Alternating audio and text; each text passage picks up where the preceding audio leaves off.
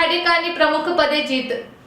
ગાંધીધામ બાર એસોસિએશનના 12 પદો માટે 22 ઉમેદવારો વચ્ચે ચૂંટણી યોજાઈ હતી, જેમાં આજે કુલ 530 પૈકી 430 મત પડ્યા હતા અને ભારે રસાક્ષી ભરસે આ ચૂંટણીમાં પ્રમુખ પદના ઉમેદવાર મયુરભાઈ ખાંડેકાએ 308 મત મેળવી હરીફ ઉમેદવાર ધારાશાસ્ત્રી દિલીપભાઈ જોશી સામે વિજય મેળવ્યો હતો। ચૂંટણી કમિશનર એડવોકેટ એન.જે. તોલાણી, મદદનીશ ચૂંટણી કમિશનર કુંદન પ્રસાદ અને જયેશ સોલંકીએ વિગતો આપતા જણાવ્યું હતું કે મતદાન બાદ ગણતરી કરાઈ હતી, જેમાં પ્રમુખ પદના ઉમેદવાર મયુરભાઈ ખાંડેકા 308 મતે, ઉપપ્રમુખ પદ માટે વિશાલ કાનન 215 મત તેમજ હરપાલસિંહ ઝાલા 253 મત, મંત્રી પદ માટે દીપક ભાનુશાલી 230 મત, સહમંત્રી પદ માટે નીરજ ડુંગરિયા 242 મત તેમજ દેવ આશીષ રામાવત 236 મત, ખજાનચી પદ માટે શામજી રાઠોડ 288 મત અને કારોબારી પદ માટે પૂજાબેન 354 મત, નવીન રબારી 236 મત તેમજ જયેશ કારિયા 243 મત, લક્ષ્મીબેન શ્રીવાસ્તવ 334 મત અને ભરત ઠક્કર 391 મતે વિજયી બન્યા હતા। Report by Bharti Makhijani, Gandhidham.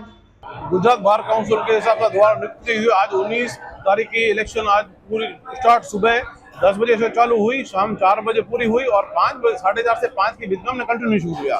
Total मत थे 530, उसके अंदर वोटिंग है 455, उसके अंदर 22 कैंडिडेट थे और 12 पोस्ट थी, जिसके अंदर निम्न प्रकार के से इलेक्शन डिक्लेयर की गई है। प्रमुख श्री मयूर खांडेका जिनको 308 वोट मिले हुए हैं, उप प्रमुख में विशाल कानन 215, हरपाल झाला 243, दीपक भानुशाली 230, सहमंत्री नीरज डोंगरिया 242, देवाशीष रामावत 236, खजांची में शामजी राठौड़ 288, पूजा चावड़ा 354, नवीन रबारी 236, जयेश कारिया 243, लक्ष्मी श्रीवास्तव 334, भरत ठक्कर 291। इसके साथ में ही हमारे सह ज्वाइंट कमिश्नर श्री जय सोलंकी और कुंदन प्रसाद हमारा साथ दिया। साथ में खास करके तो रमेश रोशिया और कांजी फूफल का भी हमारे बहुत सारा काम मिला। सभी कारोबारियों को, कमेटी को भी और जीते हुए उम्मीदवारों को भी बहुत बहुत खूब खूब अभिनंदन।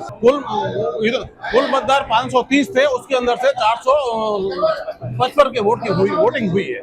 શામજીભાઈ ખાંડેકા, હું ગાંધીધામ 12 પ્રમુખ તરીકે ઉભો રહેલો અને ગાંધીધામ 12 ટોટલ 530નું વોટિંગ હતું, એમાંથી 455નું વોટિંગ થયું।